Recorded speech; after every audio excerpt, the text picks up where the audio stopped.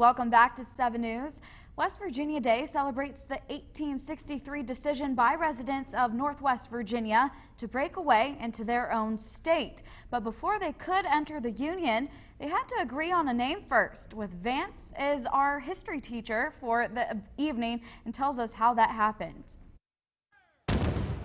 For something so important, discussion on what to name the new state came fairly late in West Virginia's journey to statehood. Those living in Western Virginia began talk of breaking away as soon as Virginia seceded from the Union in late May 1861.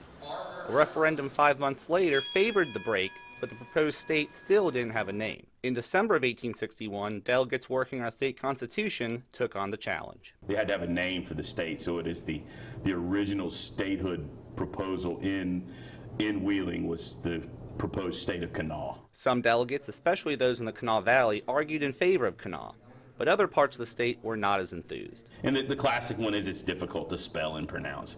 But there were other arguments like, well, we've already got a county named Kanawha and a river. Won't that be confusing? Though many delegates insisted the name was unimportant, the debate centered on more than a half dozen wide-ranging options.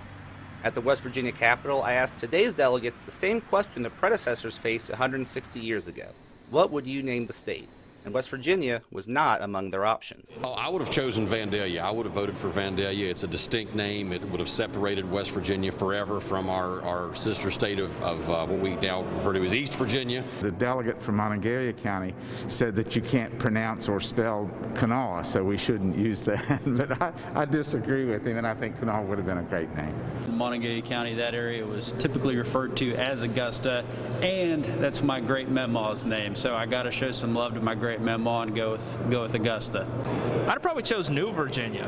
What about New Virginia kind of speaks to you? Well, it just kind of makes sense, you know. We were a new state. We already had a few other news at the time. Just seems like it would make a little bit of sense. Many of today's delegates say they would have wanted a name to better separate us from Virginia.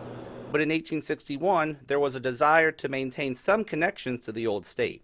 Many delegates had strong family and business ties to the East, and others decided they wanted to maintain their share of Virginia's revolutionary history. But others harbored hostility and resentment to the East and wanted nothing to do with the old state.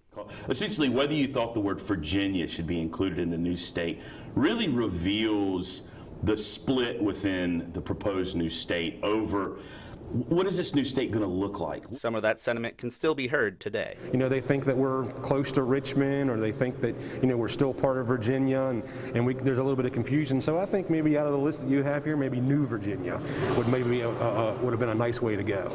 If I was a delegate back in 1861, I would absolutely have to go with West Virginia. That's what I had to go with. I would have picked Best Virginia. And what about that speaks to you?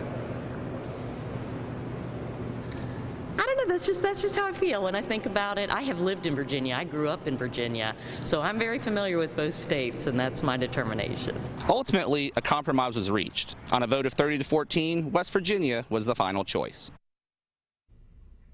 Best Virginia. Very interesting. Will Vance, thank you. President Abraham Lincoln proclaimed that West Virginia would officially become a state in the spring of 1863 and then became the 35th state in a nation still at war with itself.